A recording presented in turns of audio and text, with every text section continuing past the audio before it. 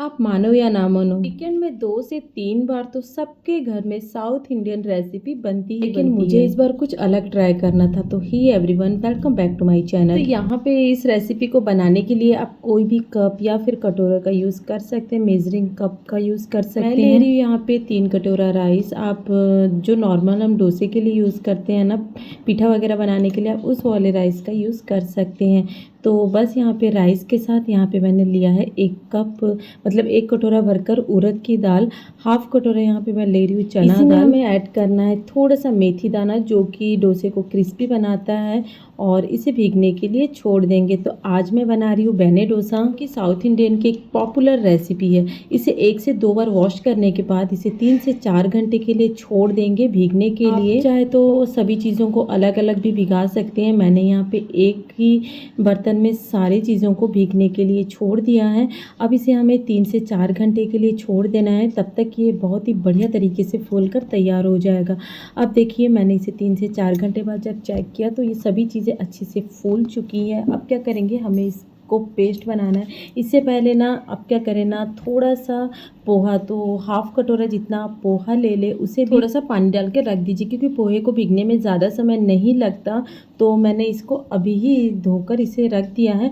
अब क्या करेंगे ना, मिक्सर ग्राइंडर में सभी चीज़ों को हमें बहुत ही फाइन पीस कर तैयार कर लेना है। दाल चावल के साथ ना हमें यहाँ पे पोहे को भी पीस लेना है। अगर आप वही रेगुलर डोसा रोज़ रोज़ बनाते हैं तो एक बार ये बेने डोसा को ट्राई करिएगा, बहुत ही बढ़िया लगता है खाने में। टेस्ट भी बहुत ही डिफरेंट आता है। मैंने यहाँ पे 1 चम्मच ऐड किया है चीनी। चीनी से ना इसका बहुत ही बढ़िया कलर आता है, आप ट्राई ज़रूर करिएगा, और ना टेस्ट भी थोड़ा सा बदल जाता है। अब मैं यहाँ पे ज़रूरत के हिसाब से इसमें पानी ऐड करूँगी, और इसी तरह से सारे बैटर को हमें यहाँ पे पीस कर तैयार कर लेना है। तो देखिए, मैंने यहाँ पे बहुत ही फाइन तरह से सभी चीज़ों को पीस लिया है। अब इसमें मेहनत वाली काम आती है कि इसको ना आपको 3 से 4 मिनट के लिए हाथों से अच्छे से मतलब इसे मिक्स करना है, जिससे कि फर्मेंटेशन बहुत ही बढ़िया होगा। तो अब इसको 3 से 4 घंटे के लिए छोड़ दे बाहर। अब इसके लिए आलू का मसाला तैयार करेंगे। मैंने आलू का मसाला बहुत ही सिंपल रखा है। पैन में ऐड करेंगे थोड़ा सा ऑयल, और इसी में ही मैं ऐड करी थोड़ा सा जीरा, थोड़ा सा मस्टर्ड और चना दाल, उड़द दाल, जिससे कि ना टेस्ट बहुत ही बढ़िया आता है। बिल्कुल साउथ इंडियन जो मसाला होता है ना, उसी के जैसे लगता है। अब इसमें बारीक कटा हुआ प्याज ऐड करें। आप चाहे तो इसे स्किप भी कर सकते हैं। प्याज को मैंने यहाँ पे लंबे लंबे शेप में कट किया है। इससे ना बहुत ही बढ़िया लगता है आलू देखने में भी और खाने में भी।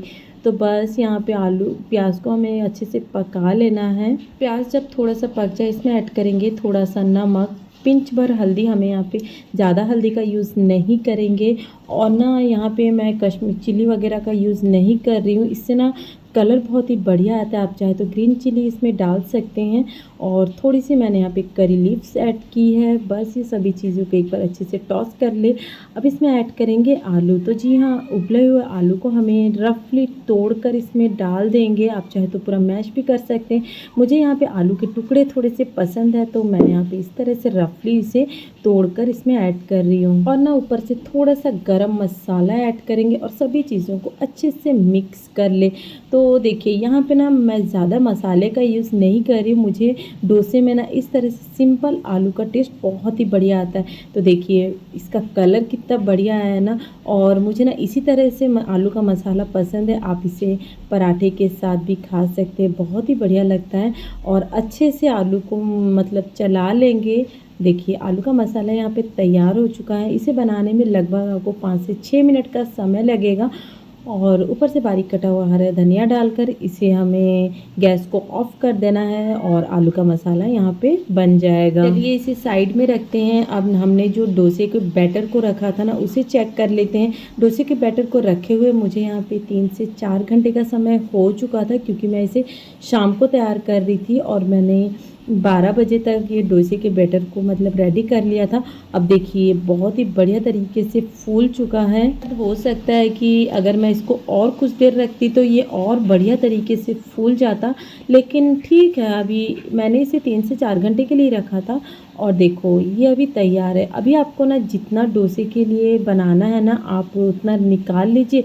बाकी को आप फ्रीज में रख सकते हैं, 2 से 3 दिन तक यूज़ कर सकते हैं। थोड़ा सा बेकिंग पाउडर, मतलब 1/4 टीस्पून जितना, चुटकी भर ही आप समझ लीजिए, मैंने इसमें ऐड किया है और इसे अच्छे से मिक्स कर लेंगे। और आप चाहे तो इसे स्किप भी कर सकते हैं, मुझे लगा कि शायद ये थोड़ा सा क्रिस्पी और बनेगा, लेकिन खैर छोड़ो। अब ना मैंने इसमें नमक ऐड किया है टेस्ट के अकॉर्डिंग। अब क्या करेंगे ना, डोसे तैयार कर लेंगे। और देखो, पहला डोसा ना मुझसे कभी भी परफेक्ट नहीं बनता, शायद आपके साथ भी होता होगा। फर्स्ट डोसा ना सबका अनइवन, मतलब चिपकता तो ज़रूर है। और ना ये मेरा बहुत ही पुराना, मतलब डोसे की जो बोलते हैं ना डोसे का तवा, ये मेरा बहुत ही पुराना डोसे का तवा है। अब देखिए, 1 से 2 डोसे बनाने के बाद मैं यहाँ पे इसे बना रही हूँ। मतलब फर्स्ट में तो आपको 2-3 डोसा तो आपका अच्छा बनता ही नहीं है। अब क्या करेंगे ना, तवे को ऑयल से ग्रीस कर लेंगे और फिर इसको बहुत ही पतला हमें फैलाना है। आप चाहे तो मोटे वाले भी बना सकते हैं। एक तरफ से ड्राई हो जाएगा, इसमें ऐड करेंगे बटर। तो जी हाँ, बटर यूज़ करिए, क्योंकि बेने डोसे का मतलब ही होता है कि बटर, बेने को मतलब कर्नाटक की तरफ ना बटर ही कहा जाता है। फिर आप इसे ऑयल से भी बना सकते हैं, लेकिन बटर से इसका टेस्ट बहुत ही बढ़िया आता है। अब हमने जो यहाँ पे आलू का मसाला बनाया था ना, इसको चारों तरफ स्प्रेड कर लेंगे। आप चाहे तो इसको एक तरफ भी स्प्रेड कर सकते हैं, मैं यहाँ पे इसको हाफ स्प्रेड कर रही हूँ। और ना फ्लेम को मैंने अभी लो में ही रखा है। इससे क्या है ना, डोसा बहुत ही क्रिस्पी और मज़ेदार का लगता है। अब देखो, आलू का मसाला मैं यहाँ पे अच्छे से स्प्रेड कर लेने के बाद ना ऊपर से थोड़ा सा बारीक कटा हुआ हरा धनिया भी इसमें डाल दूँगी। देखिए, फ्लेम अभी पूरा मैंने लो में ही रखा है। और ना डोसे का कलर देखिए एक बार, क्योंकि ना हमने इसमें चीनी ऐड किया था ना, जिससे कि ना इसका बहुत ही बढ़िया कलर आता है। देखिए कितना क्रिस्पी, देख के ही आपको पता चल रहा होगा कि ये जो डोसा है ना बहुत ही बढ़िया क्रिस्पी बनकर तैयार हुआ है। आप इस बैटर से ना डोसा, उत्तपम, अप्पे वगैरह कुछ भी बना सकते हैं, बहुत ही बढ़िया लगता है। अब देखिए, मैंने दूसरा डोसा भी इसमें डाल दिया है, ऊपर से थोड़ा सा बटर डाल के। अब मैं इसमें ना पोड़ी मसाला ऐड कर रही हूँ। आप चाहे तो इसे स्किप कर सकते हैं, अगर आपको पसंद है तो आप यहाँ पे पोड़ी मसाला यूज़ कर सकते हैं। ये मेरा होममेड पोड़ी मसाला है, जिसकी वीडियो मैंने ऑलरेडी आपके साथ शेयर की हुई है। इसके ऊपर भी हम आलू का मसाला लगाएंगे। और ना ये जो डोसा है ना, लंबे टाइम तक ना इसी तरह से क्रिस्पी बने रहते हैं, बहुत ही बढ़िया लगता है। और देखिए, ऊपर से बारीक कटा हुआ हरा धनिया ऐड करेंगे। आप ना गाजर भी इसमें ग्रेट करके डाल सकते हैं। मैंने देखा है कि कहीं कहीं पे ना यहाँ पे गाजर, बीटरूट, नारियल भी डालते हैं, उससे उसका भी टेस्ट बहुत ही बढ़िया लगता है। आप चाहे तो इसमें डाल सकते हैं, देखने में भी ये बहुत ही बढ़िया लगता है।